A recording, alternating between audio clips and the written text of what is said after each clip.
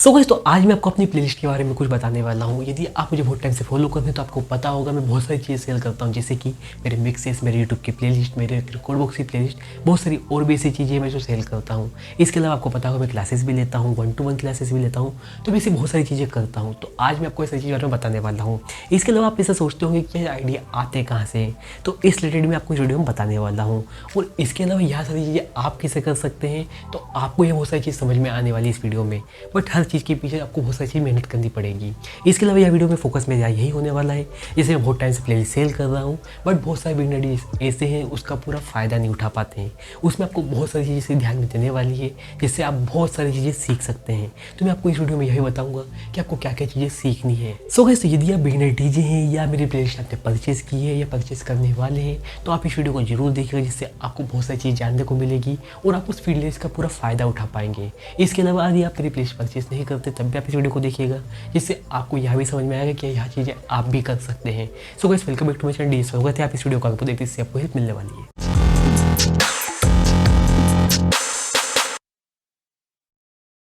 तो सबसे पहले बात आती है मैं क्या क्या सेल करता हूँ और कहाँ पर सेल करता हूँ, तो मैं एक एक करके आपको बताता हूँ। सबसे पहले बात आती है मिक्सेस की।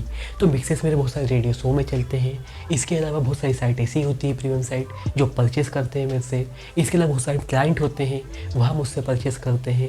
कई बार बहुत सारे डीजेस होते हैं, उनको अच्छे से भी प्ले करते नहीं आता, वो अभी प्रैक्टिस कर रहे हैं, आने वाले टाइम में वो भी अच्छा प्ले करेंगे, बट उन्हें अभी पार्टी मिल रही है, तो वहाँ मुझसे मिक्सेस बनाते हैं, वह बैकअप में रखते हैं। जब भी उनको कोई प्रॉब्लम आती है तो वह यहाँ मिक्सेस प्ले कर देते हैं। तो इस तरह से मेरे मिक्सेस सेल होते हैं। इसके बाद आती है हमारी प्लेलिस्ट की बात। तो नॉर्मल जो प्लेलिस्ट होती है वहाँ तो मैं सेल करता ही हूँ, बट मोस्टली टाइम मुझसे रिकॉर्ड बॉक्स की प्लेलिस्ट मांगी जाती है। मैं रिकॉर्ड बॉक्स की प्लेलिस्ट सेंड करता हूँ। उसमें क्या होता है, मेरे हॉट क्यू, मेरे लूप, हर चीज़ ऐड होते हैं।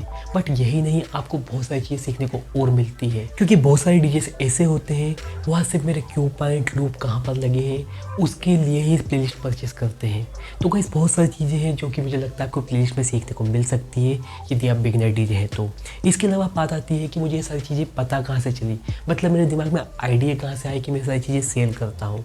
तो गाइस, मैं आपसे कहना चाहता हूँ, एक भी मेरा आइडिया नहीं है, सब कुछ मुझे क्लाइंट से ही पता लगा। जैसे कि मेरे पास बहुत सारे ऐसे क्लाइंट आए कि मुझे यह चाहिए, बट मेरा ऐसा रहता था कि क्लाइंट को तो मैं सेल कर ही देता था, बट मैं डीजेस को मना कर देता था। बट डीजेस की बात ही आती थी कि मुझे बोलते थे कि मेरे सब्सक्राइबर हैं, मेरे ये बहुत सारी चीज़ें ऐसा होता है कि हम फिर मना नहीं कर सकते हैं। तो फिर मैं उस टाइम से मैं प्लेलिस्ट भी सेल करने लगा, डीजेस को भी।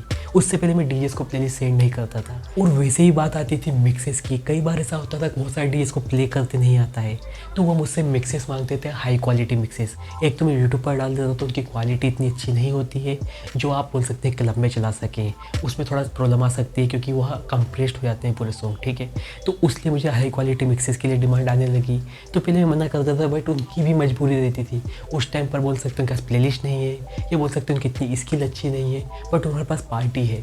और बात ये रहती है कि पार्टी बहुत कम मिलती है बिगिनर डीजे को, तो वह छोड़ नहीं सकते हैं। तो उस कारण मेरे पास भी ऐसा बोल सकते हैं मजबूरी आ जाती थी कि मुझे देना पड़ता है। तो आप भी ये सारी चीज़ें कर सकते हैं, बट मैं आपसे कहना चाहता हूँ, इसमें बहुत ज़्यादा आपको प्रॉब्लम हो सकती है। आपको नॉलेज बहुत ज़्यादा होना चाहिए, और आपने हर जगह प्ले किया हो, इंडोर में, आउटडोर में, आपको हर चीज़ के बारे में पता हो, आपको हर चीज़ की फील के बारे में पता हो, रिमिक्स किस तरह से फील होते हैं, ये बोल सकते हैं हमारे जो ओरिजिनल सॉन्ग है वह किस तरह से फील होते हैं। आपको हर चीज़ का नॉलेज होना चाहिए। बार में क्या प्ले हो रहा है, क्लब में क्या प्ले हो रहा है, वेडिंग में जाते तो वहाँ पर किस टाइप से सॉन्ग प्ले होते हैं। तो आप इस तरह से क्या करेंगे, आप अपना सब कुछ बना लेंगे, और उसके बाद उनकी ब्रांडिंग भी आपको करनी पड़ेगी, क्योंकि आपके क्लाइंट को पता होना चाहिए कि आप क्या क्या चीज़ करते हैं और कितना अच्छा करते हैं, तभी आप उसकी मार्केटिंग करके उसे सेल कर पाएंगे। तो यह सारी चीज़ें आप भी कर सकते हैं जिस तरह से मैंने की है। तो अब बात आती है प्लेलिस्ट की। मैं क्या क्या चीज़ें आपको बताना चाहता हूँ यदि आप उससे प्लेलिस्ट परचेस करते हैं तो गाइस, कभी कभी क्या होता है, कुछ कुछ सॉन्ग ऐसे होते हैं जो कि हमारे बोल सकते हैं क्लाइंट हो या अदर डीजे हो,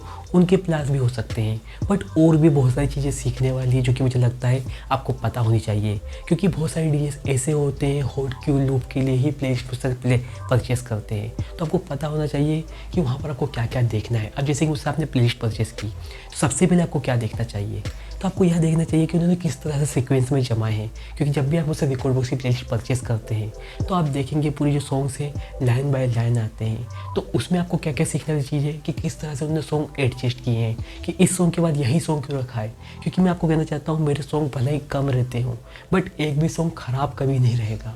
तो आपको हमेशा चेक करना है कि इसके नीचे यूँ क्यों रखे हैं, इसमें क्या सिमिलरिटी है, की सिमिलरिटी है, बीट की सिमिलरिटी है, मेलोडी की सिमिलरिटी, बहुत सारी ऐसी चीज़ें जो कि आपको सीक्वेंस से समझ में आएगी।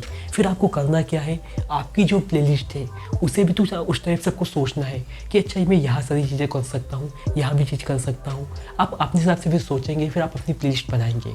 इसके बाद और क्या चीज़ सीखने वाली है, आपको होल्ड की लूप देखना है, जो कि सबसे बड़ी प्रॉब्लम है। क्योंकि मैं तो खुद अपनी क्लासेस लेता हूँ ऑनलाइन, और जो मेरे स्टूडेंट हैं वह इस चीज़ में सबसे ज़्यादा कन्फ्यूज रहते हैं, क्योंकि हर जो बोल सकते हैं जो स्ट्रक्चर होता है सॉन्ग का अलग होता है, और उसमें प्रॉब्लम आ जाती है बिगिनर डीजे को, और उसमें यहाँ समझ नहीं पाते हैं अच्छा यहाँ से वर्स स्टार्ट हुआ है, अरे यहाँ से कोरस स्टार्ट हुआ है, तो वहाँ पर आपको भी प्रॉब्लम आ सकती है यदि आप बिगिनर डीजे हैं तो।